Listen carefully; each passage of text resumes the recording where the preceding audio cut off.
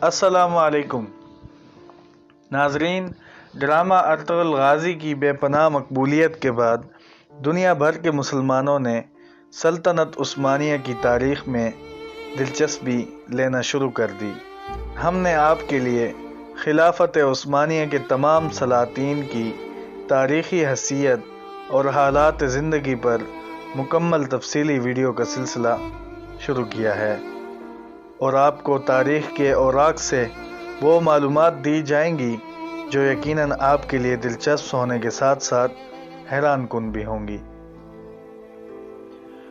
हमारी आज की वीडियो का मौजू खिलाफत उस्मानिया के बानी और काई कबीले के सरदार अर्तुगरुल गाजी के बेटे उस्मान गाजी होंगे। तारीख़ में आपको उस्मान अव्वल के नाम से भी जाना जाता है। वीडियो में आगे बढ़ने से पहले अगर आप हमारे चैनल पर नए हैं तो बराए मेहरबानी हमारे चैनल को सब्सक्राइब करते हुए साथ मौजूद घंटी के बटन को दबाते हुए हमारी यूट्यूब फैमिली का हिस्सा बन जाएं, ताकि आपको हमारी हर आने वाली वीडियो का नोटिफिकेशन मिलता रहे। उस्मान गाजी ने 1258 को अजीम तुर्क मुजाहिद अर्तुगरुल गाजी और हलीमा सुल्तान के घर आँख खोली। तारीख़ के मुताबिक आपकी जाए पैदाइश सोगोत दर्ज है। उस्मान गाजी अर्तुगरुल गाजी के तीसरे बेटे थे। उस्मान गाजी अपने औसाफ और खूबियों में अपने वालिद से बढ़कर साबित हुए। आप में शुजाअत, क़ियादत, अदल व इंसाफ जैसी तमाम खूबियाँ मौजूद थीं। 1281 तक अपने वालिद अर्तुगरुल गाजी के ज़ेर साया बहुत सी जंगों में शिरकत की। फिर अपने वालिद की वफ़ात के बाद अमीर मुकर्रर हुए। सुल्तान उस्मान के हाथ इक़्तिदार आते ही उसने बाज़ंतीनी ईसाई सल्तनत की सरहदी इलाकों को फ़तह करना शुरू कर दिया। बाज़ंतीनी इलाकों पर हमला करने का सबब यह था कि वो उस्मान के इलाके के बिल्कुल करीब थे। शुरू में उस्मान की कार्रवाइयाँ मुदाफ़िआना थीं। बाज़ंतीनी कलाकार सल्जूकी सल्तनत के इलाकों की सरहदों पर हमला करते थे और सल्जूकी सल्तनत के नायब की हैसियत से उस्मान को उनके साथ जंग करना होती, मगर वो कभी नहीं हारे।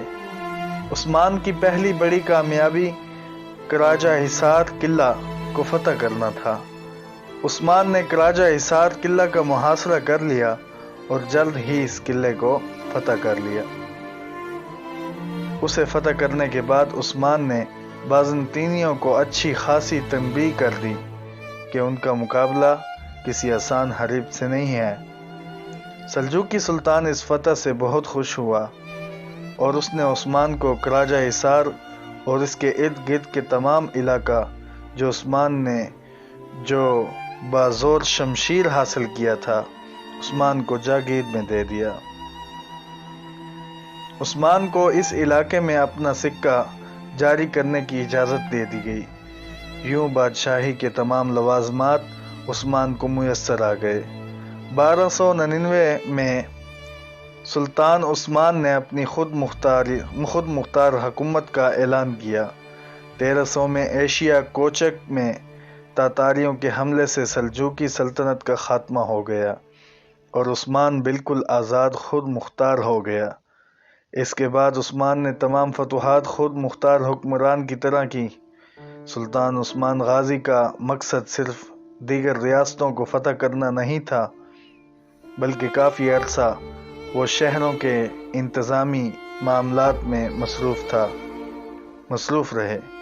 हुकूमत के मुख्तलिफ शोबे कायम किए। आवाम की फलाह व बहबूद के लिए बहुत काम किया। कुछ तुर्क सरदार जिन्होंने इस खामोशी को उस्मान की कमज़ोरी समझा, वो उस्मान की बढ़ती हुई ताकत से ख़ाइफ थे। उन्होंने उस्मान के मफ्तूहा इलाकों पर हमला करना शुरू कर दिया। 1298 में उसने तमाम सरदारों की गलतफहमियों को दूर कर दी। 1298 में उसने तमाम सरदारों की गलतफहमियाँ दूर कर दी, सबको शिकस्त देकर दिखाई। 1300 में यानी शहर जो कि भरोसा का एक जो शहर था, اسے فتح کر کے اپنی اس نوزائیدہ سلطنت کا دارالحکومت بنا لیا۔ 1301 میں سلطان عثمان نے بازنطینی شہنشاہ کی بڑی فوج کو کراجہ حصار کے مقام پر عبرتناک شکست دی۔ 6 سال کے اندر عثمان بازنطینی قلعے کو فتح کرتا ہوا بحر اسود تک پہنچ گیا۔ بروسا، نائسیا اور نائکیو میڈیا کے ارد گرد کے تمام علاقے فتح ہو گئے۔ ان تمام شہروں کو بعد میں سلطان اورحان نے فتح کیا تھا۔ ان حالات کو دیکھتے ہوئے بازنطینی شہنشاہ نے تاتاریوں کو اکسایا کہ وہ عثمان پر حملہ کریں۔ تاتاریوں نے عثمان کے مفتوحہ علاقوں پر حملہ کیا۔ اس بار عثمان نے اپنے بیٹے اورحان کو تاتاریوں پر حملہ کرنے بھیجا اور اورحان نے تاتاریوں کو سخت شکست دی۔ یوں بازنطینیوں سمیت سلطان عثمان کے سب دشمنوں کی امیدوں پر پانی پھر گیا۔ 1317 میں عثمان غازی نے ایک نہایت اہم شہر بروسا کا محاصرہ کیا۔ یہ محاصرہ طول پکڑ گیا یہاں تک کہ 6 سال بعد اسی محاصرے کے دوران 1323 میں سلطان عثمان کی وفات ہوئی۔ انہوں نے مرتے وقت اپنے بیٹے اورحان کو اپنا جانشین مقرر کیا۔ سلطان اورحان نے بروسا کا محاصرہ جاری رکھا اور 1326 میں بروسا اورحان کے دور میں فتح ہوا، یعنی کہ بروسا کا محاصرہ تقریباً 10 سال تک جاری رہا۔ تاریخ میں عثمان غازی کو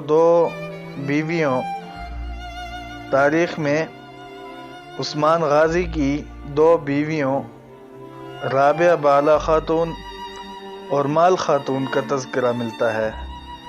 عثمان غازی کے 5 بیٹے تھے جن کے نام کچھ یوں ہیں: اورحان غازی، علاء الدین پاشا، پازارلی بے، کوبن بے۔ عثمان غازی تصوف کے بھی زیر اثر تھے اور اس وقت کے مشہور درویش شیخ ادبالی کے بھی مرید تھے۔ عثمان کی دینی تربیت میں شیخ ادبالی کا بھی ہاتھ تھا اور عثمان غازی کے ایک خواب کی تعبیر میں شیخ ادبالی نے عثمان غازی کا نکاح اپنی بیٹی بالا خاتون سے کروایا تھا۔ سلطان عثمان کی وفات کے متعلق 2 روایات ہیں: 1323 یا 1324 میں سلطان عثمان کی وفات ہوئی۔ کچھ روایات کے مطابق بروسا کی فتح کے وقت وہ بستر مرگ پر تھے۔ بروسا فتح ہونے کے بعد ان کی وفات ہوئی۔ مرنے سے پہلے انہوں نے اپنے بیٹے اورحان کو طویل وصیت فرمائی، جو کہ ہم نے آپ کو آنے والی ویڈیو میں بتائیں گے۔ سلطان عثمان میں وہ سب اوصاف پائے جاتے تھے جو ایک بانی کے لیے ضروری ہیں۔ آپ کی ہمت اور بہادری غیر معمولی تھی۔ جنگ میں خود اس طرح جذبے سے لڑتے تھے کہ سپاہیوں میں نئی روح پھونک دیتے تھے۔ آپ کا تو انصاف بہت مشہور ہے۔ انصاف میں سبھی برابر تھے۔ آپ نے اپنی ذاتی دولت بھی کبھی جمع نہیں کی، اپنے حصے کا مال غنیمت بھی بانٹ دیتے تھے۔ آپ کی وفات کے بعد آپ کے مکان میں سے کوئی سونا رقم نہیں ملی، صرف ایک کفدان، ایک نمکدان، ایک سوتی امامہ، لکڑی کا چمچ اور چند عربی گھوڑے ملے۔ البتہ ان کی ایک تلوار جو کہ شیخ ادبالی نے ہی دی تھی، وہ آج بھی موجود ہے۔ سلطان عثمان کی یہ تلوار ان کے بعد آنے والے ہر سلطان کو دی جاتی اور اس تقریب میں دعا کی جاتی تھی کہ اللہ رب العزت آپ میں بھی عثمان جیسی خوبیاں پیدا کرے۔ عثمان غازی جہاں اپنی بہادری اور شجاعت میں مشہور ہیں، وہیں ان کے ہاتھ اپنے چچا کے خون سے بھی رنگے ہوئے ہیں۔ سلطان عثمان نے اپنے چچا دندار کو خود تیر مار کر ہلاک کیا۔ یہ سلطنت عثمانیہ میں اپنے ہی خاندان کا یہ پہلا قتل تھا۔ دندار کو اس لیے مارا گیا کیونکہ نہ کہ وہ بازنطینی امراء سے اتحاد کر رہا تھا، اس کے